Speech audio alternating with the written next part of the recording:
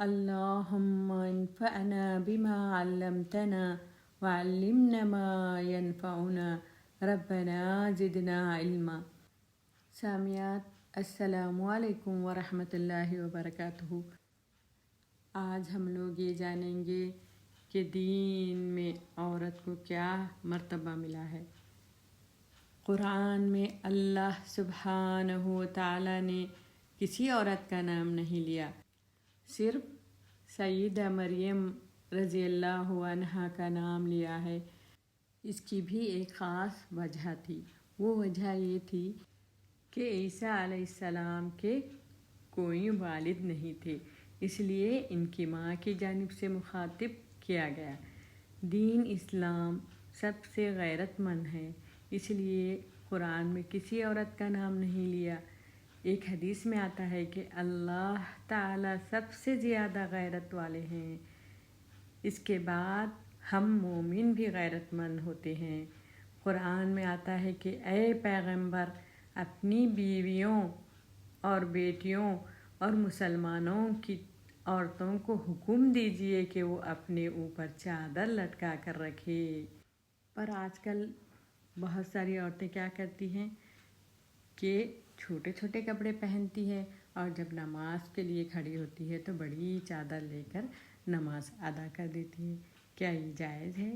اپنا سارا جسم بتاتے پھرتی ہے، جب اللہ کے پاس جاتی ہے تو پھر اوڑھ کر جاتی ہے۔ تو اللہ تعالیٰ نے ایسا تو نہیں کہا۔ اور بہت ساری عورتیں ایسی بھی ہے کہ نقاب کرتی ہے مگر باطن میں کچھ اور۔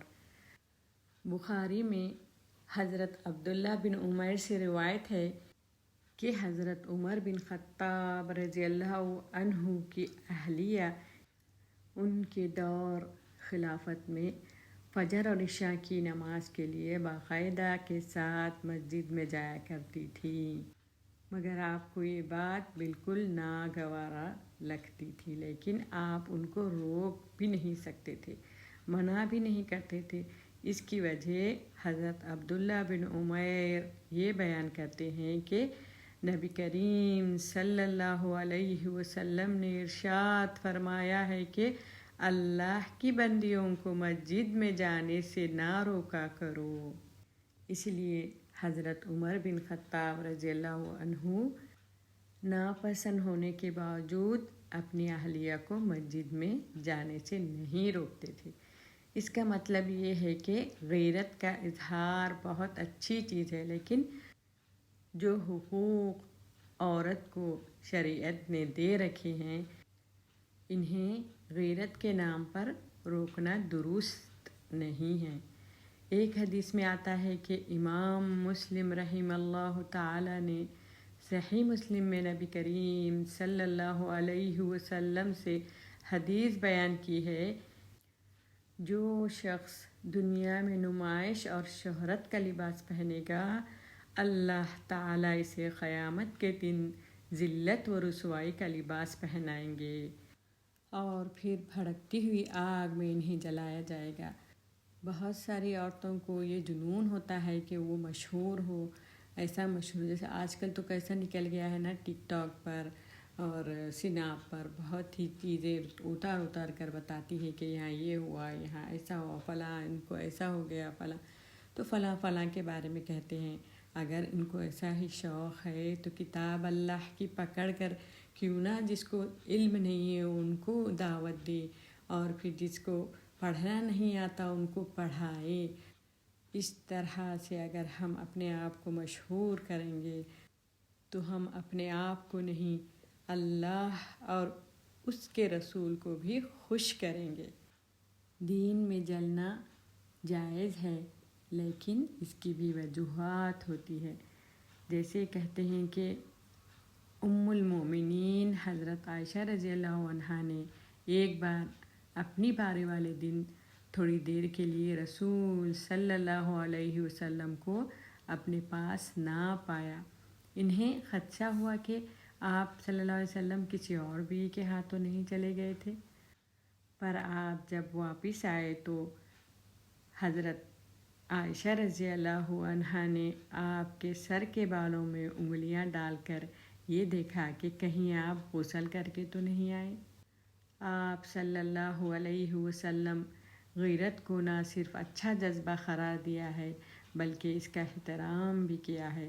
چنانچہ صحیح روایت یہ ہے کہ آپ صلی اللہ علیہ وسلم نے خواب میں جنت کی سیر کرتے ہوئے حضرت عمر بن خطاب رضی اللہ عنہ کا محل دیکھا اور اس میں داخل ہونا چاہا، مگر کونے میں ایک خوبصورت خاتون کو وضو کرتے دیکھ کر رک گئے اور محل میں اندر نہیں گئے۔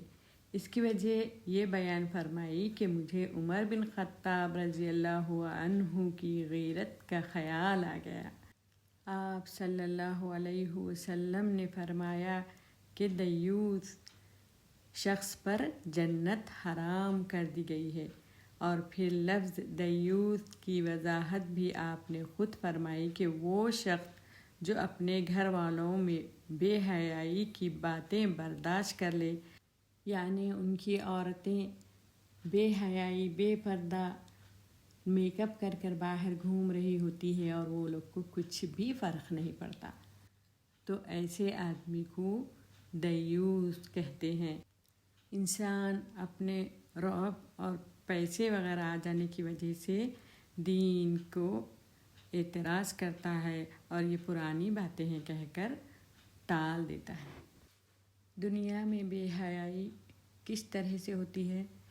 یہ عورتوں کی ہی وجہ سے ہوتی ہے کہ وہ اپنے آپ کو بازار میں اس طرح سے سج سنور کر نکالتے ہیں کہ سامنے والا نہ چاہتے ہوئے بھی گناہ کر بیٹھتے ہیں۔ تو ہم کو چاہیے کہ ہم اپنے دین کی مخالفت نہ کریں۔ اللہ تعالیٰ نے کہہ دیا ہے کہ ہم چادر اوڑے رہیں، تو ہم اپنے آپ کو چادر میں لپیٹے رکھیں۔